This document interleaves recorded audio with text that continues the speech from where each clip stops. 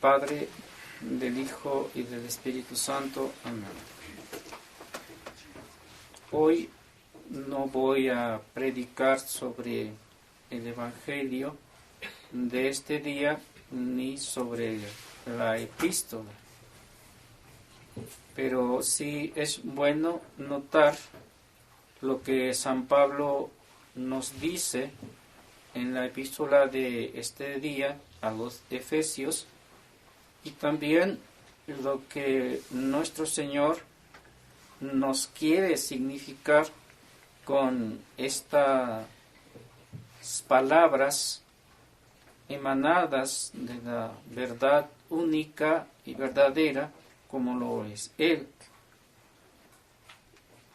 Esta parábola hermosa es, en cierta manera, la aplicación de la caridad hacia el prójimo. Sería el significado y el nombre de esta parábola.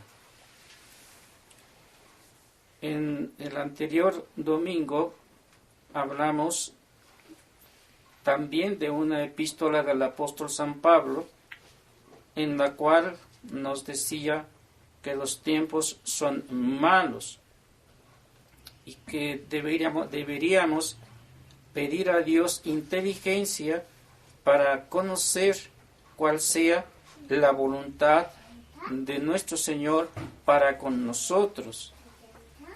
Y nos referíamos en aquel momento a la oración, que si es conforme a la voluntad divina o no lo es,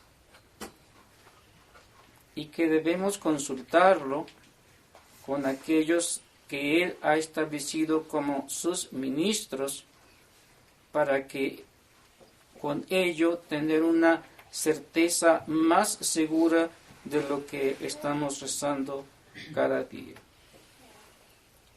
Pues bien, siguiendo esto, me permito reproducirles un sermón de San Lorenzo de Porto Mauricio, y que se titula "Son pocas almas las que se salvan", y dice de esta manera: gracias a Dios, el número de los discípulos del Redentor no es tan pequeño como para que la maldad de los escribas y fariseos sea capaz de triunfar sobre ellos. Aunque se esforzaron por calumniar su inocencia y engañar a la gente con sus sofismas traicioneros para desacreditar a la doctrina y el carácter de nuestro Señor, buscando puntos incluso en el sol, muchos todavía lo reconocieron como el verdadero Mesías y, sin miedo ni de castigos o de amenazas, abiertamente se unieron a su causa. Todos los que siguieron a Cristo lo siguieron hasta la gloria. Aquí es donde yo venero el misterio profundo y adoro en silencio los abismos de los decretos divinos, en lugar de decidir sobre este punto tan grande. El tema que estaré tratando hoy es muy grave. Ha causado que incluso los pilares de la Iglesia tiemblen. Ha llenado a los más grandes santos de terror y probado los desiertos y poblado los desiertos de los anacoretas. El objetivo de esta instrucción es decidir si el número de cristianos que se salvan es mayor o menor al número de los cristianos que son condenados, y espero que esto pueda producir en ustedes un temor saludable acerca de los juicios de Dios. Hermanos, por el amor que tengo por ustedes, me gustaría ser capaz de asegurarles a cada uno de ustedes con la perspectiva de la felicidad eterna, diciendo: es seguro que irás al paraíso, el mayor número de cristianos. Pues es seguro que irán al paraíso el mayor número de cristianos que se salvan, por lo que también tú te salvarás. Pero, ¿cómo puedo darles esta dulce garantía si se resbalan contra los decretos, si se rebelan, contra los decretos de Dios como si fueran sus peores enemigos? Veo en Dios un deseo sincero de salvarlos, pero encuentro en ustedes una inclinación decidida a ser condenados. Entonces, ¿qué voy a hacer si hoy hablo con claridad? Seré ciertamente reprobado por ustedes. Pero si yo no hablo, voy a ser desagradable para Dios. Por lo tanto, voy a dividir este tema en 2 puntos. En el primero, para llenarlos de terror, voy a dejar que los teólogos y los padres de la Iglesia decidan sobre esta cuestión y declaren que el mayor número de los cristianos adultos son condenados. Y en adoración silenciosa de este terrible misterio, voy a mantener mis sentimientos para mí mismo. En el segundo punto, trataré de defender la bondad de Dios contra los impíos al demostrarles que los que son condenados están condenados por su propia malicia, porque querían ser condenados. Entonces aquí hay 2 verdades muy importantes. Si la primera verdad les asusta, no se pongan en contra mía, como si yo quisiera hacer el camino hacia el cielo más estrecho para ustedes, porque quiero ser neutral en este asunto. Si no, pónganse contra los teólogos y padres de la Iglesia, quienes grabarán esta verdad en sus corazones por la fuerza de la razón. Si ustedes están desilusionados por la segunda verdad, den gracias a Dios por esta, porque Él solo quiere una cosa, que le den sus corazones totalmente a Él. Por último, si me obligan a decir claramente lo que pienso, lo voy a hacer para su consuelo. Veamos primeramente las enseñanzas de los padres de la Iglesia. No es vana curiosidad para una precaución, no es vana curiosidad, pero una precaución saludable, proclamar desde lo alto del púlpito ciertas verdades que sirven maravillosamente para contener las indolencias de los libertinos que siempre están hablando de la misericordia de Dios y de lo fácil que es convertir que se viven sumidos en toda clase de pecados y se quedan profundamente dormidos en el camino al infierno. Pero su desilusión y su desilusión y para despertarlos de su letargo, hoy vamos a examinar esta gran pregunta. ¿Es el número de los cristianos que se salvan mayor que el número de los cristianos que se condenan?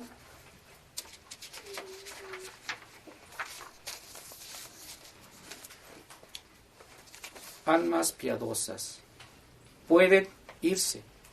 Este sermón no es para ustedes. Su único objetivo es contener el orgullo de los libertinos que echan el santo temor de Dios fuera de su corazón y unen sus fuerzas con las del diablo que, según el sentimiento de Eusebio, condenan a las almas, asegurándolas. Para resolver esta duda, vamos a poner a los padres de la Iglesia, tanto griegos como latinos, por un lado. Por el otro, los teólogos más sabios e historiadores eruditos, y dejemos la Biblia en el centro para que todos la vean. Ahora, no escuchen lo que voy a decir. que ya he dicho que yo no quiero hablar por mí mismo o decir sobre la materia. Si no escuchen lo que estas grandes mentes quieren decirles, ellos que son faros de la iglesia de Dios para dar luz a los demás, para que no se pierda el camino al cielo. De esta manera, guiados por la triple luz de la fe, la autoridad y la razón, vamos a ser capaces de resolver este grave asunto con certeza. Nótese que no se trata aquí de la razón humana en su conjunto, ni de los católicos sin distinción, pero solo de los católicos adultos que tienen libertad de elección y por tanto son capaces de cooperar en el gran asunto de su salvación eterna. Primero vamos a consultar a los teólogos reconocidos para examinar las cosas con más cuidado y no exagerar en sus enseñanzas. Vamos a escuchar a dos cardenales sabios, Cayetano y Bellarmino. Ellos enseñan que el mayor número de adultos cristianos son condenados, y si yo tuviera el tiempo para señalar las razones en las que se basan, estarían convencidos de esto ustedes mismos. Pero me limitaré aquí a citar a Suárez. Después de consultar a todos los teólogos y de hacer un estudio diligente del asunto, él escribió: el sentimiento más común que se tiene es que entre los cristianos hay más almas condenadas que almas predestinadas a la salvación eterna. Añadan la autoridad de los padres griegos y latinos a la de los teólogos y ustedes encontrarán que casi todos dicen lo mismo. Este es el sentimiento de San Teodoro, San Basilio, San Efrén y San Juan Crisóstomo. Es más, según Baronio, era una opinión común entre los padres griegos que esta verdad fue expresamente revelada a San Simeón Estilita y que éste, después de esta revelación, para asegurar su salvación, decidió vivir en alto de un pilar durante 40 años, expuesto a la intemperie, un modelo de penitencia y de santidad para todos. Ahora veamos, o vamos a consultar a los padres latinos. Ustedes escuchan a San Gregorio diciendo claramente: muchos alcanzarán la fe, pero pocos hasta el reino celestial. San Anselmo declara: hay pocos que se salvan. San Agustín afirma aún más claramente: por lo tanto, pocos se salvan en comparación con aquellos que son condenados. El más terrible, sin embargo, es San Jerónimo. Al final de su vida, en presencia de sus discípulos, dijo estas terribles palabras: fuera de 100.000 personas cuyas vidas han sido siempre malas, se encuentra apenas una que es digna de indulgencia. Las palabras de la Sagrada Escritura. Pero, ¿por qué buscar las opiniones de los padres y teólogos cuando la Sagrada Escritura resuelve la cuestión con tanta claridad? Busquen en el Antiguo y Nuevo Testamento y ustedes encontrarán una multitud de figuras, símbolos y palabras que señalaban claramente esta verdad. Muy pocos se salvan. En tiempos de Noé, la raza humana entera quedó sumergida por el diluvio y solo 8 personas fueron salvadas en el arca. San Pedro dice: esta arca es la figura de la iglesia. Mientras que San Agustín añade: y las 8 personas que se salvaron, significa que se salvaron muy pocos cristianos, porque son muy pocos los que sinceramente renuncian al mundo y los que renuncian al mundo solo con palabra no pertenecen al misterio que representa esta arca. La Biblia también nos dice que solo 2 hebreos de cada 2 millones entraron en la tierra prometida después de salir de Egipto, y que solo 4 escaparon al fuego de Sodoma y de todas las ciudades que se incendiaron y perecieron con esta. Todo esto significa que el número de los condenados que serán arrojados al fuego como la paja es mucho mayor que la de los salvados, que el Padre Celestial un día reunirá en sus graneros como trigo precioso. No acabaría si yo tuviera que señalar todas las figuras por las que la Sagrada Escritura confirma esta verdad. Vamos a contentarnos con escuchar el oráculo viviente de la sabiduría encarnada. ¿Qué respondió nuestro Señor a aquel hombre curioso en el Evangelio que le preguntó: Señor, ¿son pocos los que se salvan? Guardó silencio, respondió con dificultad, ocultó sus pensamientos por temor a asustar a la gente. No. Interrogado por un solo, se dirige a todos los presentes y les dice: ustedes me preguntan si solo unos pocos se salvan. He aquí mi respuesta: esforzaos por entrar por la puerta angosta, porque muchos, os digo, tratarán de entrar y no podrán. ¿Quién habla aquí? Es el Hijo de Dios, la verdad eterna, que en otra ocasión dice aún más claro: muchos son los llamados, pero pocos son los escogidos. En esto dice que llama a todos y que todos los hombres, pocos son los elegidos, pero que muchos son los llamados, lo que significa, como San Gregorio explica, que de todos los hombres, muchos son los llamados a la verdadera religión, pero pocos de ellos se salvan. Hermanos, esas son las palabras de nuestro Señor Jesucristo. ¿Son claras para vosotros? ¿Son verdaderas? Díganme ahora, si es posible, que ustedes tengan fe en su corazón y no tiemblen. Pero veo que al hablar de esta manera, a todos en general me salgo de mi punto. Así que vamos a explicar esta verdad a varios estados, y ustedes comprenderán que deben tirar la razón, la experiencia y el sentido común de los fieles, o si no, confesar que el mayor número de católicos es condenado. ¿Hay algún estado en el mundo más favorable a la inocencia, en la que la salvación parece más fácil y del cual la gente tiene una idea más elevada que la de los sacerdotes, los lugartenientes de Dios, o sea, de nosotros?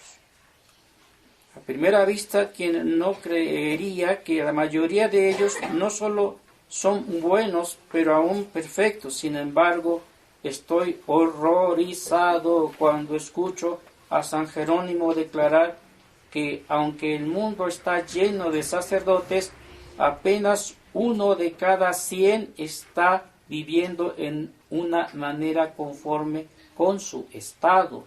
Cuando oigo a un siervo de Dios diciendo que ha aprendido por revelación que el número de sacerdotes que cae en el infierno cada día es tan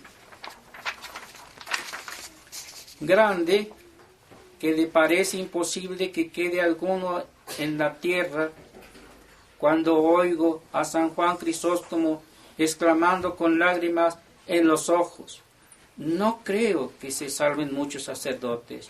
Yo creo lo contrario, que el número de los que no son condenados es mayor. Perdón, de los que son condenados, dice, es mayor. Mira aún más alto y mira a los prelados de la Santa Iglesia, los pastores que tienen a cargo las almas. ¿Es el número de los que se salvan entre ellos mayor que el número de los que son condenados? Escuchen a Cantimpré. Él les dirá un evento a ustedes y ustedes podrán sacar las conclusiones. Hubo un sínodo que se celebró en París y un gran número de obispos y pastores que tenían a cargo las almas estuvieron presentes. El rey y los príncipes también fueron a añadir lustre a esta asamblea con su presencia. Un famoso predicador fue invitado a predicar. Mientras estaba preparando su sermón, un horrible demonio se le apareció y le dijo: pon tus libros a un lado. Si quieres dar un sermón que será útil para los príncipes y prelados, alégrate con decirles esto de nuestra parte. Nosotros, los príncipes de las tinieblas, les agradecemos, príncipes, prelados y pastores de almas, que debido a su negligencia, la mayor parte de los fieles son condenados. Además, estamos guardando una recompensa para ustedes por este favor, cuando ustedes estén con nosotros en el infierno. Podría seguir así, predicando de esta manera. Pero si esto pasa con nosotros, los sacerdotes, y con los prelados, y en tiempos de San Lorenzo de Porto Mauricio, ¿qué podríamos decir ahora de los sacerdotes, de los prelados, de los obispos, de los presbíteros? Qué terrible, ¿no? Que nos diga el demonio a nosotros que estamos colaborando con él y que nos dan las más grandes gracias por el favor tan grande que les estamos haciendo. Qué responsabilidad para el sacerdote. Si esto es para nosotros, cada uno de ustedes medite en el estado en que Dios lo ha puesto. Si realmente cumplen con lo que Dios manda en sus preceptos divinos, ya sea en sus mandamientos, ya sea en sus consejos evangélicos, ya sea en las virtudes, en fin, en conjunto, en la doctrina que de nuestro Señor Jesucristo emanó y que quedó anotada para nosotros en el Nuevo Testamento. Si os asusta el hecho de lo que dice el demonio al final de este sermón, no digas esto, más bien di lo que te acabo de decir a estos prelados. ¿Cuánto más nos debe asustar el hecho de que nosotros, no entendiendo la voluntad divina con respecto al comportamiento que debemos tener en la oración, vengamos a hacer que de tanto orar o de tanto hablar con Dios, como dicen otros, que se comunican directamente con Dios y que hablan con Él y que no respetan los medios que Dios ha puesto para nuestra salvación. Pidamos pues a la Santísima Virgen que si esta suerte nos toca a nosotros los sacerdotes, pues ella nos guíe para poder guiarlos a ustedes al corazón sacratísimo de nuestro Señor Jesucristo. Y que también nosotros junto con ustedes lleguemos a ser parte de ese grupo pequeñito de los que se salvan. Y ahora con mayor razón, porque estamos hablando de tiempos muy malos, de tiempos de confusión muy grandes, donde el demonio trata de quitar de nuestros corazones la fe en nuestro Señor Jesucristo, la devoción a la Santísima Virgen María, la devoción también a la Santa Madre Iglesia, esposa castísima de nuestro Señor Jesucristo. Eso sí es grave. Y más grave es que el demonio encuentre entre nosotros quienes estén colaborando con ellos para la condenación de las almas. Eso sí es aterrante, porque si hemos elegido servir a Dios y nos hemos entregado a Él, es para conducir las almas a la salvación eterna, pero no para llevarlas al infierno. Pero este demonio dice lo contrario, y tiene razón, porque cuando el sacerdote pierde el sentido de lo que es y para qué fue ordenado sacerdote, entonces deja de seguir la verdad. Y trata de apacentar a las ovejas, pero no para Dios, sino para sí mismo. Y eso es lo que quiere expresar, porque al final ni las apacienta para Dios, ni las apacienta para sí mismo, sino que más bien las entrega al demonio. Pidan a ustedes a Dios por vuestro servidor, que también a mí me puede atacar lo que está pasando en todo el mundo, la confusión tan grande que existe entre los prelados, entre los sacerdotes, entre los obispos, en fin. No estoy ajeno a ello y tengo mucho miedo de ello, de no poder dirigir como es conveniente las almas a nuestro Señor Jesucristo.